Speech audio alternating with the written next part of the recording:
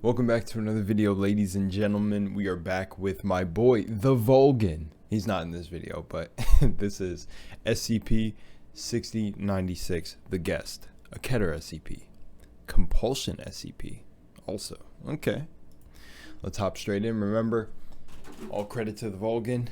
If you want me to take down my video, I do not mind. Sending out my love to everybody. Sending out my love to my patrons. I'm still waking up a little bit and I just had a shower, so let's get into this. There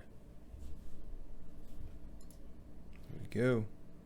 I usually am doing this faster, but you know me, a little bit of a slower pace. Hope everybody enjoyed the holidays. This is when I'm shooting. I'm shooting this on the 31st, so yeah.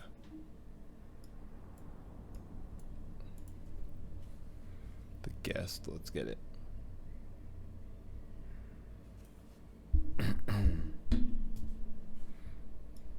Good afternoon, everyone. My name is Dr. Miller, and the SCP we're going to be looking at today is SCP-6096. Containment class, Keter. Disruption class, Vlam. And risk class, Warning. Special containment procedures. Containment of SCP. I'm not gonna lie to you, that all felt new to me. How he was like, the risk class, all that felt new. Tell me down below in the comments what all of that classification was. Like, I feel like SCPs run so deep sometimes with their, like, the lore just gets deeper and deeper. I mean, yeah, it's a rabbit hole, but. SCP-6096 is to be handled directly by Mobile Task Force Zeta-29, Blood Brothers. Okay. SCP-6096 is to be detained in a standard humanoid containment chamber located at Site-19. On-site personnel are to constantly monitor SCP-6096's chamber via video and audio recording devices. Any changes in behavior are to be immediately logged. SCP-6096 is to be released from containment whenever it desires. During an off-site excursion, SCP-6096 is to be escorted directly to its destination by Mobile Task Force Zeta-29 using whatever mode of transportation is most convenient. A secondary team are to move ahead of this main escort group and preemptively dose the target with a high-grade tranquilizer so as to ensure unconsciousness. Once SCP-6096 has successfully terminated the civilian in question, it is to be invited back into containment. Description: SCP-6096 is an... Those are very specific things. Invited back, it has to be invited back in and... Okay. Entity presumably humanoid in shape, the body of which is perpetually concealed underneath a large cotton sheet. Due to the presence of this sheet, a full physical description of SCP-6096 is not possible. Superficial analysis of the entity, however, indicates that SCP-6096 is 1.55 meters tall and weighs approximately 48 kilograms. The sheet covering SCP-6096 is larger than the actual body, and typically trails at least a meter behind it when it is mobile. Personnel have been unable to attempt to remove this sheet in order to obtain a more accurate description. No living being can consciously take an action which would result in harm coming to SCP-6096. An action which would result in harm coming to SCP-6096 is a broad category and has been observed to consist of acts including attempting to attack SCP-6096, attempting to order others to attack SCP-6096, attempting to trick others into unknowingly attacking SCP-6096, attempting to lay a trap for SCP-6096, attempting to order others to lay a trap for SCP-6096, attempting to trick others into unknowingly laying a trap for SCP-6096, attempting to create a device which would independently and automatically cause harm to SCP-6096. Attempting to leave SCP-6096's presence when doing so would expose the entity to harm. Attempting to self-terminate if said self-termination would result in negative repercussions for SCP-6096, and attempting to remove SCP-6096's bedsheet. SCP-6096 is usually docile, allowing itself to be led into containment so long as said relocation would not result in harm coming to it. At periodic intervals, however, SCP-6096 will become active and independently mobile, persistently moving at walking speeds towards a target. Okay, so it's like, okay, so what I'm getting so far is no harm can come to it. It's like those were very specific things. That's another thing that I want to mention too. With these SCPs and some of the reasons I stay away from them, or like I enjoy the animated ones as well, is because of how long it is and how drawn out. Sometimes I want to increase the speed because that's how I usually watch videos.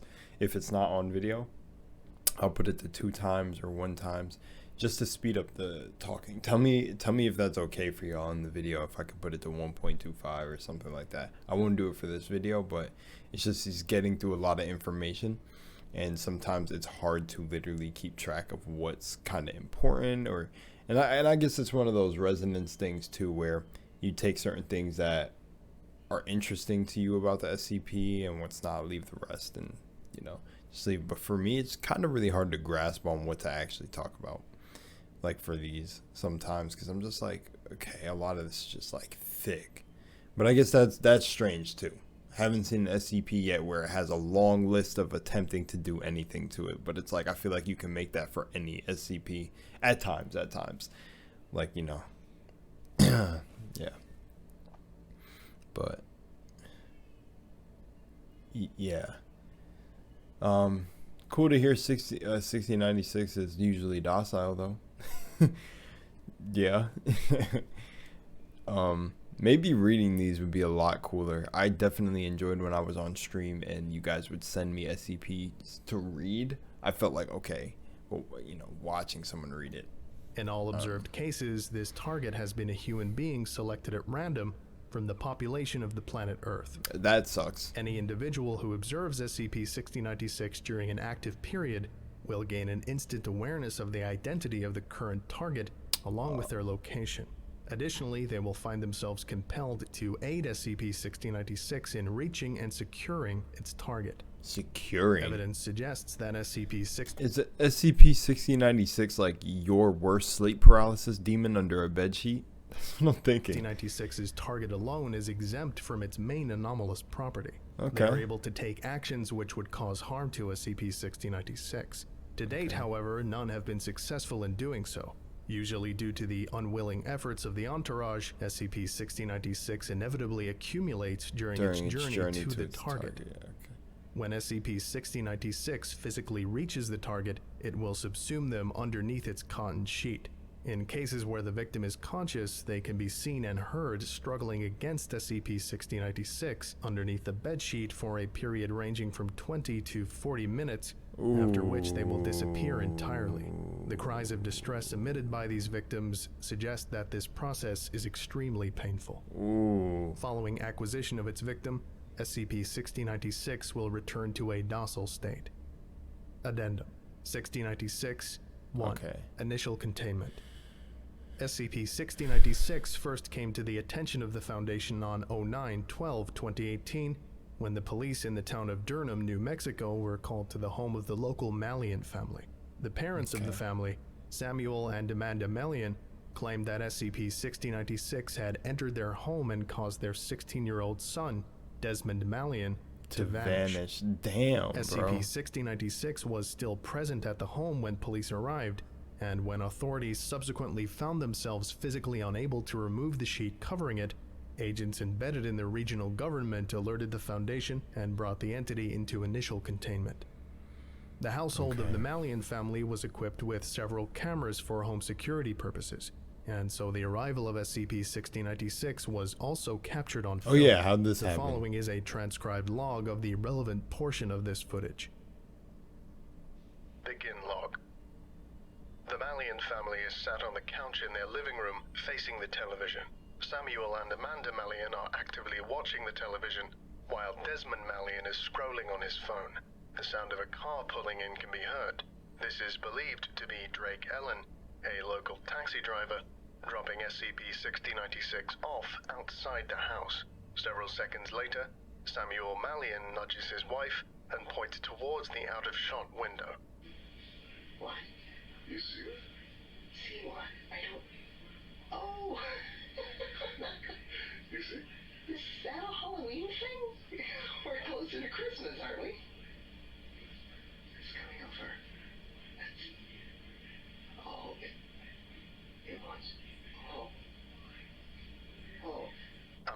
reaches over and grabs Desmond's arm tightly.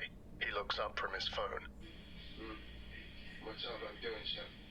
Nothing. I mean, just stay there, okay? Just stay with me. Oh, I like the voice. Okay. Actually, what's really cool about this one for me is I like the voice acting in it. That's very cool. That's a cool touch. I like it. As for SCP, I'm starting to get it. So it compels everyone. I peeped that earlier. It's just so much information I'm just like trying to track. But SCP-6096 is barely audible as it gently knocks on the front door. I'll get her. Samuel shakily gets up from the couch and moves over to the front door.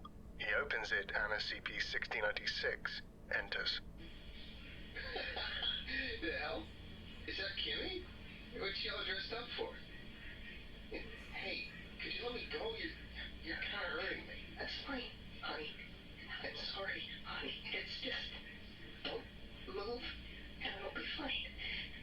I only hurt your arm when you try to pull away. That's just... As SCP-6096 approaches, Samuel moves ahead of it and grabs Desmond's other arm, holding him down against the couch. That's just fine. You just stay still, honey. You just close your eyes. It won't hurt you if you just close your eyes. I love you. I love you. Okay? Honey. Okay? Desmond attempts to break free but is unable. He kicks his legs wildly in the air. His phone slips off the arm of the couch and falls onto the carpet. What are you? I'm serious. Let go of me. oh, so it compelled them. Stay still. It won't hurt for long. It can't hurt for long. Stay strong. Stay strong. You're gonna break my fucking arm. SCP-6096 reaches Desmond and begins to subsume him, feet first under the cotton sheet. Amanda and Samuel watch, mouths open, as Desmond is fully dragged under the sheet, visibly struggling. It appears that they are attempting to scream, but are unable. Desmond begins to loudly scream, and violent thrashing can be seen under the sheet. This continues for 36 minutes. Once Desmond has completely vanished, SCP-6096 returns to a docile state. It wraps itself in the cotton sheet and sits down on the carpet, facing the television. Samuel collapses to the floor and curls up into the fetal position, seemingly in a state of shock. Amanda staggers backwards to the far wall, continuing to face SCP-6096 and calls emergency services on her cell phone. All parties remain in the same positions, save for Samuel's occasional rocking until police arrive. End log. All immediate witnesses were dosed with a Class A amnestic, and a cover story for the disappearance of Desmond Mallion was produced. It is currently unknown how long SCP-6096 was operating prior to this event, if at all. Addendum 6096-2. Welcome Notice. And there you have it. Welcome to Mobile Task Force Zeta 29. The booze is under the sink. No need to worry about professionalism down here. The higher-ups couldn't demote me if they wanted to. Apparently, my presence as head of SCP-6096 Containment is beneficial enough to it that me being reassigned would count as harming it. Lucky me. You're probably wondering how we can be shameless enough to say that we have this thing under containment. It comes and goes whenever it feels like it, and if it ever decided it didn't want to come back to its containment cell, we literally have no way of enforcing it. And yeah, you're probably also thinking that calling a room a containment chamber instead of a hotel room is just as shameful.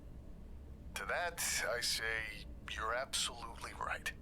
There's nothing we can do against SCP-6096. Feel free to take a drink until you're able to accept that. Don't hold back. You're gonna become very familiar with that bottle anyway. I know I did.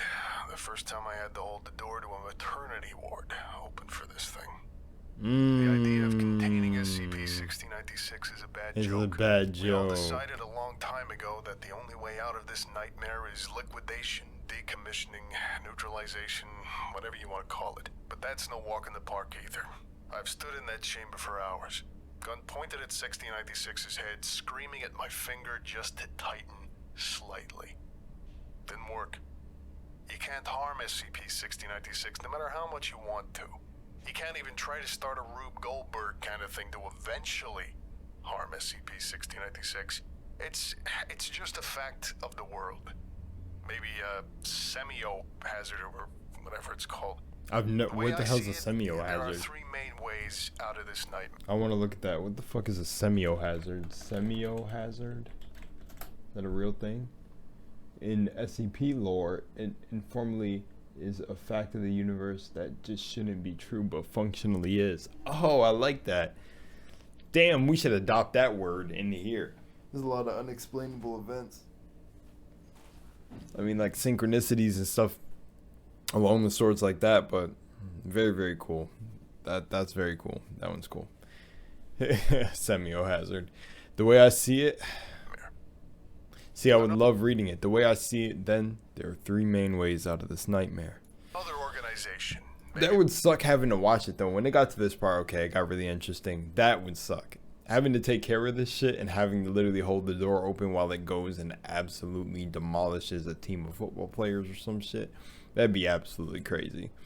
Like, and the thing is I'm assuming that people are aware they're being compelled, and it's a weird kind of compulsion, because now I get why compulsion is here. I didn't even think about it, but it's not like one of those compelled things where you're taken over and you're like, you have no memory of what just happened. You're like, oh, what just happened? And then you kind of collect all the events. It's like during the compelled, your consciousness almost has like a second consciousness, and you're sitting here asking yourself what the fuck you're doing. That sucks. GOC takes a shot at it without realizing what they're dealing with. Maybe they're thinking we're transporting something more dangerous. Maybe they think we're in over our heads with it, and they take it out with a drone or something. Blow the thing to hell while we're transporting it. A bomb would kill it easy, I think. It feels weak. This would only work so long as the GOC thinks they're bombing something else entirely. If they knew it was SCP-6096, they'd just be contained too. Oh, Next, yeah, okay, the that's IC cool. deals with it. I don't know if an artificial intelligence is immune to SCP-6096's It's like if you even know of SCP-6096 effects, you can't affect it. effects, but the fact that it won't let me tell one of them about it gives me hope. Maybe one day one of those computers gets a mission, and maybe that mission, by complete coincidence, happens to lead them over to this file. Then they use their superior intelligence to set things up so 6096 runs into an accident out of the blue. And finally, a target gets lucky. Maybe 6096 goes after a gun nut, and the poor guy gets a lucky shot in before we can hold him down. This almost happened once, but Lopez took the bullet. Poor guy bled out while we were holding the target down for 6096. Damn, that It'll would happen suck. again. Fuck. Go better. Maybe. Let's be honest.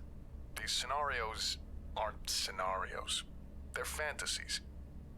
The odds of any of these things happening on their own are tiny, minuscule. The only thing that can really do 6096 in, as far as I can see, is sheer coincidence. In the end, all we can do is wait and hope. Hope for one of us to make a genuine mistake that gets the right dominoes falling. But I wouldn't hold your breath. After all, we're fucking good at what we do. That's Charlie cool. Szymanski, commander of Mobile Task Force Zeta 29. Blood Brothers, signing and out. and I get it, and that's why they're called Blood Brothers. That's cool. That's a play on the whole, like, they're literally the blood of the covenant. This concludes today's lecture. That's really Thank cool. you for listening, if indeed you still are. You're welcome. And you I are all am. dismissed. Thank you. Goodbye. See you later, Volgan. I'd love to be back here. Article was written by Tan Honey. I'm glad that I didn't I would skip like to give a past this. special. It's a special thanks to his patrons. Cool. That video was alright. I enjoyed it. When it got through, that's what I like. Got to get over the fast part, but you know, there's no point in skipping through the video. So yeah, so tell me if I could speed up some of the parts. Well, I know like I can, but I want it to be enjoyable for you also. You're the watchers. So anyways, I love you guys. I will see y'all next time. All moonlight and all great stuff. But yeah, SCP-6096. I wouldn't even mind being on the team for this. I'm just joking. Maybe. But another cool thing too is like how you just, it's like you're it's cool how these writers for these different SCPs really kind of put you, like, really try to put you in the shoes of what they're dealing with. Like, that dude was just like, yo, at the beginning of it, he's like, there's the bottle. You're basically not going to be able to do anything to this SCP knowing of his existence unless it's literally coincidence or chance. And it's like, damn, you actually feel how defeated this motherfucker felt, especially when he talked about his squad mate trying to get a like, you know, like they ran into a civilian that got chose that tried to get a lucky bullet in and ended up hitting one of the squad mates. It's crazy. Anyways, much love, peace.